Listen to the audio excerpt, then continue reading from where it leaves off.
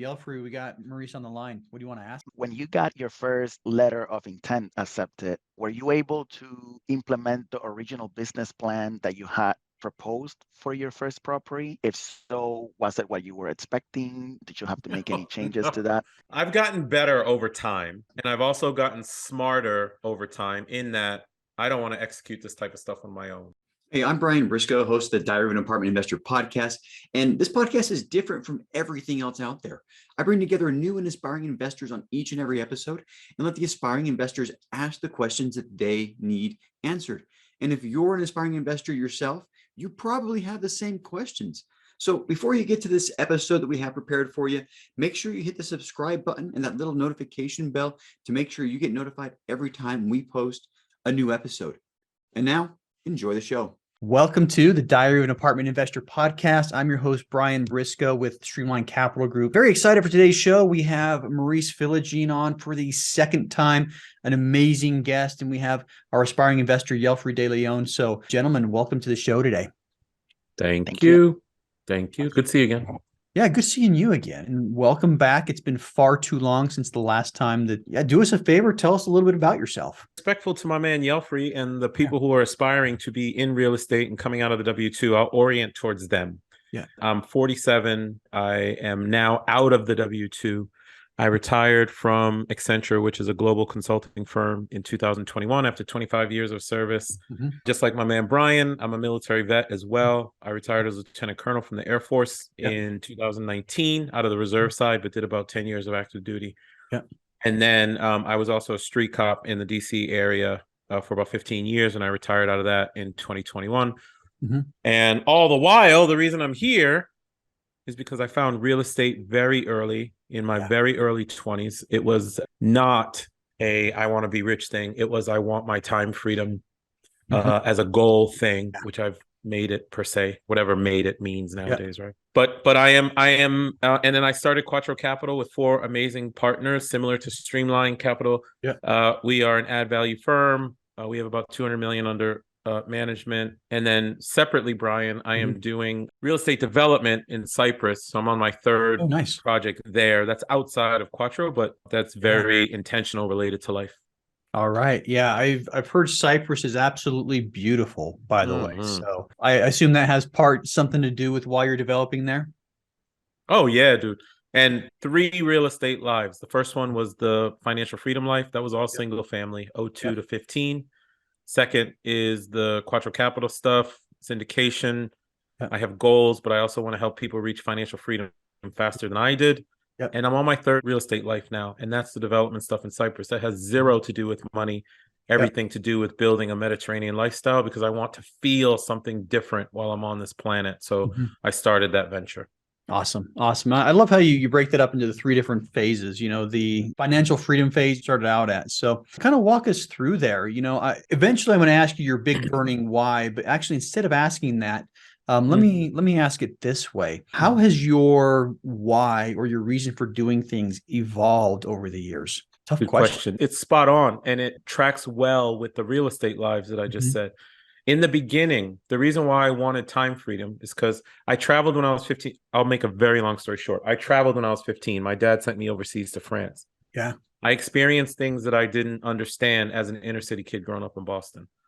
Feelings, emotions, people, relationships, good food, good wine. Like, it opened my eye. If I could make money passively, my time would be divorced from the need to be anywhere, right?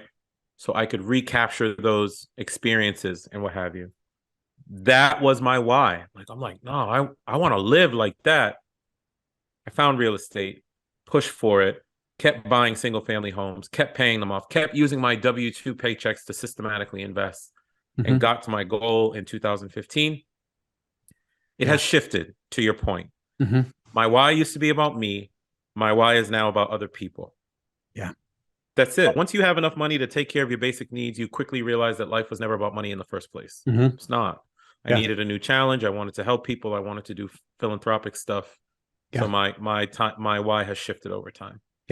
Yeah, and I had assumed it did. I mean, mine did as well. My first why was to retire myself from the military, you know, and to be able to do this full time. And I'm on the same path right now where it's like, can I help? How many people can I help do what I've done now? You know, I'm going to continue to buy properties, but now my focus has changed. I want to help hundreds, if not thousands of people do the same thing. That's why this podcast exists. But Exactly.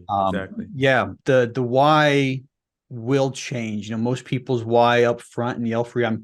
We'll get to yours. I'm sure. I'm sure it's going to sound a lot like ours did at first, but eventually, yeah, you get what you first were after, and then all of a sudden you have to sit back and think, man, now what am I working for? But anyway, I appreciate that. So what's a week or a month in the life like for you now? It's awesome, man. It's awesome. I am very much a lifestyle design person, as you know. And I have designed this life where I can generally be where I want, when I want, in the format that I want to. So I am spending over the last month, January was kind of crazy, but over the last month, I was Disney with my family, Texas with my Quattro partners so we could do our annual get together. I flew over to Spain to spend a week with a new business partner in the media side. It has nothing to do with real estate. It has to do with my passions. Spent time with this family, immersed in culture, kicked it. Flew back to Miami to be with one of my boys who unfortunately lost his dad, but I was there. Ran back home because my son needs my attention, so I came back home. Yeah. But all the while, Brian, running my business, running my life virtually, my cell phone, this computer, this microphone, which I carry with me whenever I go somewhere, and being able to operate, right? And I like that ability. I have multiple businesses between Quattro Capital, between coaching, between my development stuff overseas in Cyprus, and then media projects I'm doing now. And I have found a way to blend them all together to live the lifestyle that I don't need a vacation from.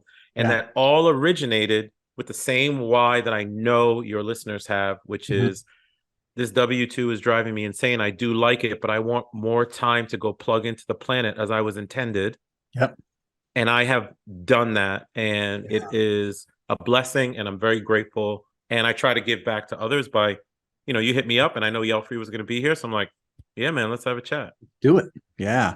I'm probably a couple years behind you as far as where I'm at, but I took the month of November off, and it was awesome. I spent 10 days in Orlando, did the theme parks with the kids, and then spent a couple of days back at home. And then we went to, we spent like 2 weeks riding ATVs in Southern Utah, and that was November for me, but it is the time freedom that I think a lot of people are looking for.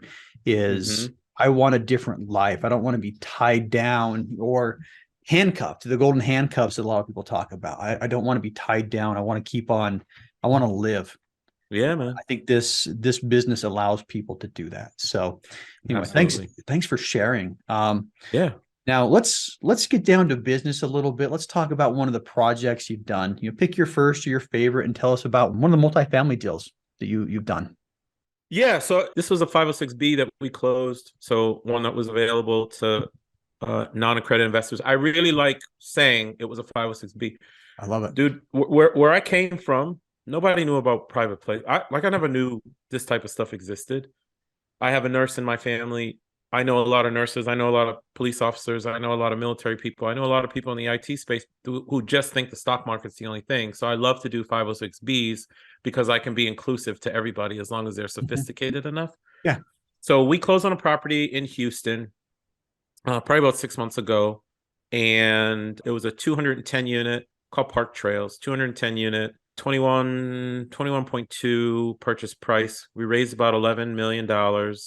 I love this property because the in-place rents for the property was $850 a unit and probably about $100 lost to lease. So it's ripe. And after we make the changes, and actually in our business plan, Brian, we knew that we could probably raise from $850 to about $1150, but still keeping it affordable because I'm not interested in messing with people's lives, but I am interested in giving them a better quality. Picking the right market is so important.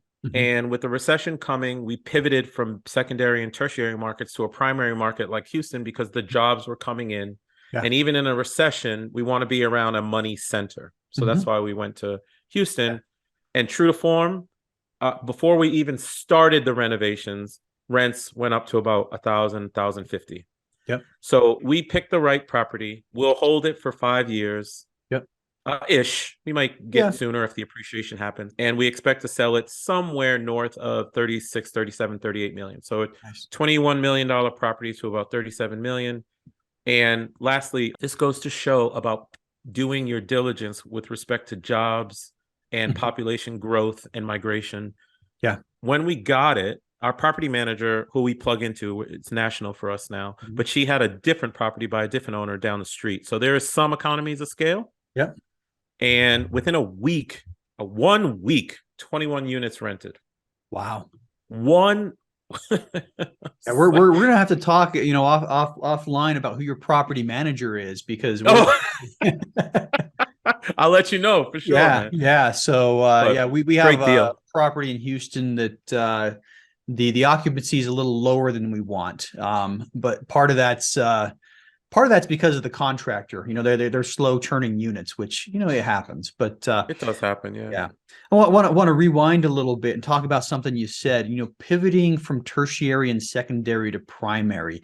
Can you go a little deeper on why you chose to make that move? Quattro has became very popular amongst our investor base because we had a knack of finding amazing properties in jurisdictions like Evansville, Indiana, Dalton, Georgia, Decatur, Alabama. Jobs were plentiful in those areas, and not a lot of larger investors were paying attention to those areas. So we were able to find these amazing deals at somewhat of a discount in a way. Yeah. But now with the pending recession, potential recession, maybe recession. Who knows recession? Who knows? Yeah. They'll change the rules before they'll call it a recession. So, yeah. Someone will lobby the Fed. The Fed will do that. Like, it's just weird. But I went through the recession in 2008 to 2012. So a pivot made sense. And the reason why we pivoted is because if there is going to be a true recession, jobs are not going to flow into the tertiary and secondary markets the way that they have in the past. Yeah. And if they do grow, it's probably going to grow around money centers like primary cities like a Houston or a Dallas or pick some Washington, D.C. or what have you. So I am always concerned about preserving my investors' initial capital. Yep. Like if I don't make money for them, which is not unlikely, but if I don't make money for them, I don't want to lose their money ever. Thinking about preservation during a recession, Houston made sense because 75,000 jobs poured into the Houston market in 2022. Which means 2 to 3 ancillary jobs will follow, the Dunkin' Donut person, the Starbucks person, etc. And then I know that Houston has very minimal new construction starts, so affordable housing is needed in that area. That's the pivot, right? We can make big bucks on the secondary tertiaries before, but I have to hedge because my investors expect me to preserve their capital and then grow interest on their capital. Yeah. And I think that's wise for a lot of reasons. Primary markets are called primary for a reason. And during the recessions, they tend to be more stable. And, tertiary, secondary markets, some of them might thrive in recessions, others might, but there's a lot more volatility in the secondary and tertiary markets, so you might pick a winner, but it's almost like, playing the slot machines in a lot of cases. But very true. I think that's a smart pivot. And quite frankly, I'm looking more at larger cities now too, instead of a lot of small deals we did in smaller cities myself. So you got it. Cool. Well, we already talked a little bit about your why and how that's evolved. So, last question for you before we bring Yelfri on. What's next? Yeah, it's a very easy question to say what's next from a real estate perspective, because I can just say, look, we're going to look for the next property. We're going to scale. We're going to do this. Man, I think the right answer to your question is what's next from a lifestyle perspective for me personally and for my investors. For me personally, the way that I built Quattro Capital along with Kim, Chad, Aaron, and Tammy was to support my life. Yeah. I am a dad. I have goals. I want my family to be between two countries. I want to be mobile. I want to be able to service the community. So what's next for me is I continue to grow Quattro Capital and other business ventures that I have in support of the lifestyle that I want, not on top of my lifestyle. I'm not here to create another 9 to 5. But at the same time, I do the same thing for my investors. What's next for you guys? What do you have coming down the pike? What's the goal for this year? This is a great deal for you. This is not a great deal for you. Why don't you come get into these 2022 deals, because 100% bonus depreciation is still available. We can talk about how you're going to deploy your money into 2023, 4, and 5 later. So Quattro is growing, but we're growing smartly. We're disposing of assets at the same time that we're buying assets. We're not becoming a behemoth that's going to become this massive boulder that can't roll in a nimble way. And that's what I want. And lastly, I think a lot of syndicators, and I'm saying this for the folks who come in from the W2 space and all that, start competing with each other. Well, Brian has 4,000, I need 5,000. And Brian has this, and I need the... It's such garbage. What are the goals you are trying to achieve for yourself, your family, and your investors? You might want to toggle your portfolio to do that the right way. Sell off a few, buy one. Sell off a few, buy 3. Sell 1, buy 6. Like but everyone seems to be going right back to the normal W2 mantra of I have to compete with people. No, you don't. The only thing you should do is be focused on goals. That's what's next for me, focusing on personal and investor goals. Yeah, I love it. Right size your business, right size your portfolio to meet your goals. And that's it. Yeah, that's the best way to do it. Doesn't matter. I wish I had 4,000 units, but not there yet. We just came full cycle on deal number 6 yesterday. So nice, man. Congrats. So yeah, we've sold 6 and I'm currently in 6 right now. So my unit count's a lot lower today than it was yesterday morning. So I hear you. Yeah. So anyway, switching gears, Yelfri, how's it going, man? Everything's good. Thank you, Brian, for having me, and Maurice for joining as well. Yeah, thanks for coming on the show, and tell us a little bit about yourself. Absolutely. So my name is Yelfri de Leon. I am originally from the Dominican Republic. I came to New York at the early age of 13. I am a finance professional, especially focusing in the banking industry as a project management professional. I started in real estate when I was 25. Now I'm 30 years old. And I started when I purchased my first property in Panama. I lived in Panama for a few years. I turned that property into an Airbnb business. And later on, right when the pandemic started, I took advantage of this opportunity and I bought my first multifamily property in the state of New Jersey. Nice. And I really wanted to scale that business, but I didn't really know how to. And, I started doing a lot of research on the internet, and I found out and started learning a little bit more about syndication. And then I decided to join a conference where I started learning about syndication. And all of a sudden, I was already partnering up with 3 other friends, and we formed Helios Enterprise Holding. And yeah, basically, as Maurice also shared, the reason I did this is because I also wanted to get out of the rat race, leave that 9 to 5 W2 job, just so that I can spend more time with my family and friends and do the things that I actually love to do. Love it. Love it. So I don't hear that very often. I expect something like that from Maurice, but your first property was in Panama. I love Panama. I mean, it's a beautiful country. Canal's amazing. It really is. But a small multifamily in Jersey, and now you're off to the races. I think tell me if this is true. You got yourself a little taste of it, and you're like, man, that tastes good. I want more. Absolutely. I mean, why not? It's nice to have multiple checks, every month. When you have a single family and that, let's say you rent it, they stop paying rent, you're screwed, But when you have multifamily, you have multiple streams of income. And if like one tenant or 2 tenants stop paying rent, you can still afford your monthly mortgage. Yeah, that's what I like about multifamily. Yeah.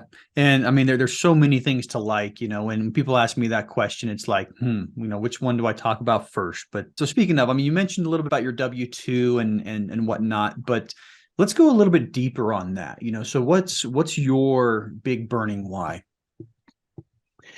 So, like I mentioned, I came to this country from the Dominican Republic. I was the first one in my family to ever attend college. And so there's a lot of dependency on me to help out my family, Yeah. to provide opportunities for those in my family that didn't have the same opportunities that I did. And so I would like to be that person in my family to be able to help them and create those opportunities, especially, it tears my heart when I see my mom having to work, a 9 to 5, not really, more like a 9 to 9, and for like a very low pay. I would like to be that support and, that person in the family to tell her like, hey, stop doing what you're doing and, maybe help me out on my business or something. Let me retire you. Yeah. So is your mother still in the Dominican Republic? No, I brought her to the US, so she Okay. lives here. Okay. Okay, good. Nice to have family close. So, well, cool. Yeah, I appreciate that a lot. Thanks for sharing. I mean, that's big why right there. And be the one person in your family that changes the trajectory for everybody. I love that. So, well, let's see what we can do to help you in the next 15 to 20 minutes. So, Yelfri, we got Maurice on the line. What do you want to ask him? I wanted to ask you, what piece of advice would you give to an aspiring investor like me in regards to raising capital? Are there any tips or, things that we should be doing? Articulate how it has manifested for me. And look, Yelfri, we just raised 17 million. Probably even in a recessionary period where people are very tight right now and a little bit nervous and stuff, we were still able to do that in 3 months or 4 months or so. It takes time. While I just raised 17 million, my first large raise was 3 million, and it freaked me out. Yeah. It totally freaked me out. And what I've come to understand is that people need to know what you are doing, what it will do for them. You have to get the word out. So social media, I love social media because if you're helping people, if you're trying to help people, it will shine through. If you are trying to get people for their money and just walk away from them, that will shine through as well. Yeah. But if nobody knows what you're doing, Yelfri, if you are sitting there and you're making phone calls and you're just talking to people versus putting out your web presence and attending conferences and coming on Brian's podcast so people are aware that I'm in the real estate space. Oh, what does this guy do? Et cetera, et cetera. It's going to be very hard to raise money. The second thing is money has a goal. Like I said before, money, just like real estate, money has a goal. And when you're talking to a potential investor, that money equates to something that they want in their life. Find what that thing is and make sure that your deal can truly support that. If it can, fantastic. You have an opportunity to present to them. If it can't, please don't present that opportunity because that's not being a fiduciary of that person's money. And then lastly, I used to think that I was taking someone's money when I first started. It's not what Brian and I are doing, and that's not what you're going to do. No. What you're doing is you're presenting someone with an opportunity by which they can reach life-related goals. That's why it's so important to figure out what that goal is. For some people, it might be funding college for their kids. For some people, it might be cash flow for the rest of their life.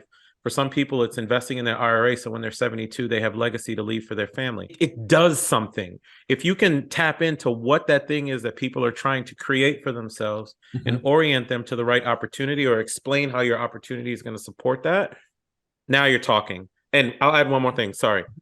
You have to deliver. Right. I have a 60 plus, 70 plus % reinvestment rate. My investors are always on the phone with me, always. I'm human with them. I know that they are human. I love talking with them. Elon Musk still doesn't take my phone call, even though he has a lot of my money. But my investors have my cell phone number and they can call me. So you got to take care of them along the way so they come back to you. Yeah, a lot of great tips there. And if you want to know how to do social media, LinkedIn especially, follow Maurice. He's got a lot of amazing posts that get a lot of traction. And the things that he talks about are things that appeal to the people that he's trying to attract. He talks a lot about multiple streams of income. He talks a lot about passive income. And he talks a lot about lifestyle. I think those things are really attractive to people who want to invest. And something else that Maurice does extremely well is he talks about himself, and in a way that, just makes you think, man, this guy's a rock star, but in a very unassuming, humble way. He's not bragging, beating his chest, but he's a very good job at telling his story. So you want to learn how to do, LinkedIn right, follow Maurice, and cut and paste his post into yours, change yours, when he says quattro, you say helio, quattro. There it is. Yeah, that's my suggestion there. So, awesome. Thank you. Thank you so much for sharing. It's very interesting, some of the tips that you mentioned, because I started reading this book, Raising Capital for Real Estate by Hunter Thompson. And, exactly, some of the things that you mentioned there is what the author also suggests in terms of, one of the things that stuck to me is the fact that you mentioned also that you are not taking money away from people, but you're providing an opportunity to them. So that's great. Yeah. And it's never going to be totally perfect, man. Not every single property I have had has been a total grand slam. I had a lot of singles, man. Yeah. And that's okay. And it's okay. Like today, for example, we're late on getting quarterly reports out. We're just late. So we send a message out to every investor. We're late. We're coming. Give us a sec. We're human too. We're fallible. I think if people see the chink in your armor, they can see themselves more in you than if someone like, oh, I got this, I'm covered and I'm perfect at everything I do. And nobody wants to see that shit. I put a post up. I mentioned earlier that, one of the properties, we sold 2 properties yesterday. We bought them as a pair. We sold them as a pair, and we ran it as a single syndication. So, up to you whether you call it one deal or 2, but we didn't hit our projections. We beat the S&P. So we came somewhere in between what the S&P did. And I looked it up. The S&P was 8% or since we owned the property. Projections were 16, right? And so we came in the middle. The dust is still settling to figure out exactly where it is. But I posted that on LinkedIn. Most people are used to seeing the grand slam posts. I don't know if this was a single or a hit by pitch. We got on base, though. Maybe it was a base on balls somewhere in the middle. I'll take it. Yeah, we got on base. And one of the investors in that deal basically said that, I'm so glad I invested in this, even though it didn't hit the projected returns. She said, my money was way better off here than in the stock market or other investment vehicles. And let's do this again. So it's one of those things where being honest and vulnerable. That post is probably going to go viral in the next day. Something I posted a couple hours ago, but I love it. Yeah. Because it's real. It's real. It's you being very real about the business that we are in that I can hit this projection, but there are going to be, like, if you're hitting that number in current times with what's going on, that's wonderful for people. So kudos to you. Yeah. So be real. Love it. So. Great. All right. So my next question, Maurice, would be, what was one of your biggest challenges when submitting, or I guess getting accepted your first LOI on a multifamily property? That it couldn't be me. There, to Brian's point, I also made a post about that particular fact, that I had a mentor. It's a funny post, actually, but I had a mentor that I paid for, and 6 months, 7 months, 8 months went by and I hadn't done a deal. Actually, 2 years went by and I hadn't done a deal, and I hired this mentor. And admittedly, the mentor did not help me with the mechanics of doing multifamily, but he did help me with limiting beliefs and mindset. And he got on a plane, he came down to see me, and he was pretty much like, what makes you think you can't do it? No, I'll tell you exactly what he said. He said, what makes you think that me, Craig, old white dude, is better than you, Maurice, young black dude, and that I can deal with deal and you can't? The messaging of this amazing human to get on a plane proactively, to come down to see me, to shake me to my core, to be like, stop this nonsense where you keep saying that, oh, I can't do this, I'm just going to go back to single family where I was good. It was just a mind thing. It was just a mind thing. Within 3 weeks, I had a contract on a mobile home community. I just let it go. So the hardest thing for me was believing that I should be here. Right? So that's a big deal and something for you to consider. You belong here. It's just a matter of you to grab it and to take the information and start acting on it. I had an idea, and one thing I like about sitting in my position is I can listen to Maurice talk and I can formulate my answer while he's talking. But man, that was so much better than what I had planned. And when you said that, I started thinking, what was my biggest roadblock? And it's the same thing. It was me. And I had a similar experience. This was at my very first multifamily conference. There's somebody that I had connected with, right before the conference that I talked with him on the phone a couple of times, met in person, and I was brand new. And he put his hand on my shoulder. Remember, we were standing in the corner of a big networking area, put his hand on my shoulder, physically turned me around so that I was looking at everybody else. And he said, Brian, there's a lot of normal, average people out there that are doing deals. He's like, you're going to go talk to those guys and you're going to realize that they are no better or worse than you are. He's like, and he told me the same thing. He's like, you can do this. And that was something that unlocked something in my brain. And then all of a sudden I started believing that I could do it. And I think, that's it. Yeah, I was going to talk about, experience and getting brokers to trust me, but I think Maurice hit the nail on the head. My biggest detractor up front was in my mind. Yep. Bar none. Yeah. The biggest issue for most, but most won't realize that that's the problem. Yeah, absolutely. That's awesome. Thanks for sharing. Okay, and just a follow-up question on this. When you got your first letter of intent accepted, were you able to implement the original business plan that you had proposed for your first property? If so, was it what you were expecting? Did you have to make any changes to that? Yeah. I've gotten better over time. Yeah. And I've also gotten smarter over time in that I don't want to execute this type of stuff on my own. Because when I was originally doing it, when I first got those first deals, I did have one partner. The first 9 deals I did were either by myself or with one partner, one person. There are so many moving parts in multifamily. Yeah. There are so many disciplines that for someone to be in a W-2, it's challenging. And B, I know you were still active duty when you were doing a lot, and it can cause an enormous amount of stress. You may or may not implement the business plan as it's even written because you just have so much shit going on. It's a lot. So no, the business plans that I have, the first 2 deals that I did were mobile home communities. And the business plan associated with that, first of all, I don't even know if I documented it as much as it was just in my head. But we had to totally pivot for so many different reasons that I never saw coming down the pike. If you fast forward to today, I cannot do that. It has to be documented. It has to be well thought out. It has to be vetted. It has to be socialized with my property manager, with my CPA, with like a lot of people, because I am the fiduciary of people's money. When it is your money, go ahead and learn on the job. I think that's a good way of figuring stuff out.